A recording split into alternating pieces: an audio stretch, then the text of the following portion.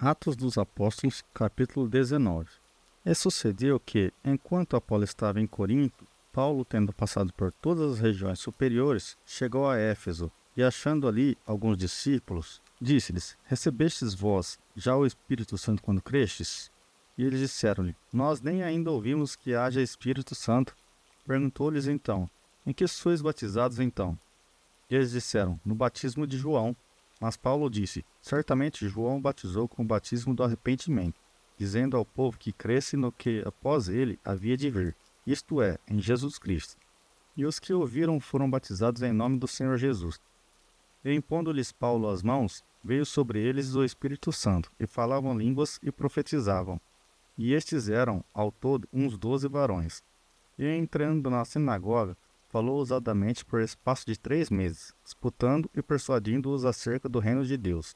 Mas, como alguns deles se endurecessem e não obedecessem, falando mal do caminho perante a multidão, retirou-se deles e separou os discípulos, disputando todos os dias na escola de certo tirano. E durante isto, por espaço de 2 anos, de tal maneira que todos os que habitavam na Ásia ouviram a palavra do Senhor Jesus, assim judeus como gregos.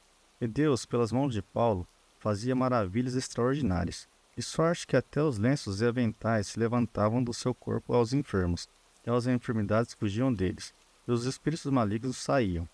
E alguns dos exorcistas judeus ambulantes tentavam invocar o nome do Senhor Jesus sobre os que tinham espíritos malignos, dizendo: Esconjuro-vos por Jesus a quem Paulo prega.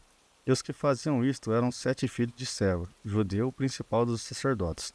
Respondendo, porém, o espírito maligno disse: Conheço a Jesus e bem sei quem é Paulo. Mas vós, quem sois? E saltando neles o homem que tinha o espírito maligno e assenhoreando-se de 2, pôde mais do que eles, de tal maneira que, nus e feridos, fugiram daquela casa.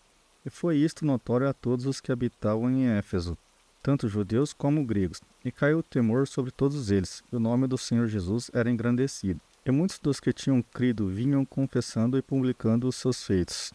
Também muitos dos que seguiam artes mágicas trouxeram os seus livros e os queimaram na presença de todos. E feita a conta do seu preço, acharam que montava a 50.000 peças de prata. Assim, a palavra do Senhor crescia poderosamente e prevalecia. E cumpridas estas coisas, Paulo propôs em espírito ir a Jerusalém, passando pela Macedônia e pela Acaia, dizendo: Depois que houver estado ali, importa-me ver também Roma. E enviando à Macedônia 2 daqueles que o serviam, Timóteo e Erasto, ficou ele por algum tempo na Ásia. E naquele mesmo tempo houve um não pequeno alvoroço acerca do caminho, porque certo ourives da prata por nome Demétrio, que fazia de prata nichos de Diana, dava não pouco lucro aos artífices, aos quais, havendo-os ajuntado com os oficiais de obras semelhantes, diz: Varões, vós bem sabeis que deste ofício temos a nossa prosperidade. E bem vedes e ouves que não só em Éfeso, mas até quase em toda a Ásia, este Paulo tem convencido e afastado uma grande multidão, dizendo que não são deuses os que se fazem com as mãos.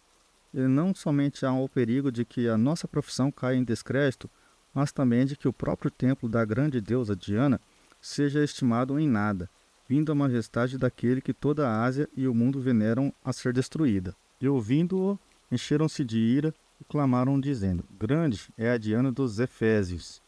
E encheu-se de confusão toda a cidade, e unânimes correram ao teatro, arrebatando a Gaio e a Aristarco, macedônios, companheiros de Paulo na viagem. E querendo Paulo apresentar-se ao povo, não lhe permitiram os discípulos. E também alguns dos principais da Ásia, que eram seus amigos, lhe rogaram que não se apresentassem no teatro. Uns, pois, clamavam de uma maneira, outros de outra, porque o ajuntamento era confuso. Os mais deles não sabiam por que causa se tinham ajuntado. Então tiraram Alexandre entre a multidão, impelindo os judeus para diante, e Alexandre, acenando com a mão, queria dar razão disto ao povo. Mas quando conheceram que era judeu, todos unanimemente levantaram a voz, clamando por espaço de quase 2 horas: Grande é a Diana dos Efésios. Então o escrivão da cidade, tendo apaziguado a multidão, disse: Varões Efésios, qual é o homem que não sabe que a cidade dos Efésios é a guardadora do templo da grande deusa Diana, e da imagem que desceu de Júpiter? Ora, não podendo isto ser contraditado, convém que vos aplaqueis e nada façais ternariamente, porque estes homens que aqui trouxestes nem são sacrílegos, nem blasfemam da vossa deusa. Mas, se Demétrio e os artífices que estão com ele têm alguma coisa contra alguém, há audiências e há procônsules que se acusem uns aos outros.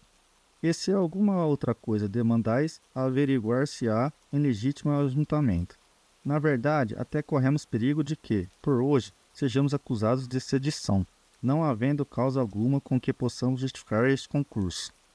E tendo dito isto, despediu o ajuntamento.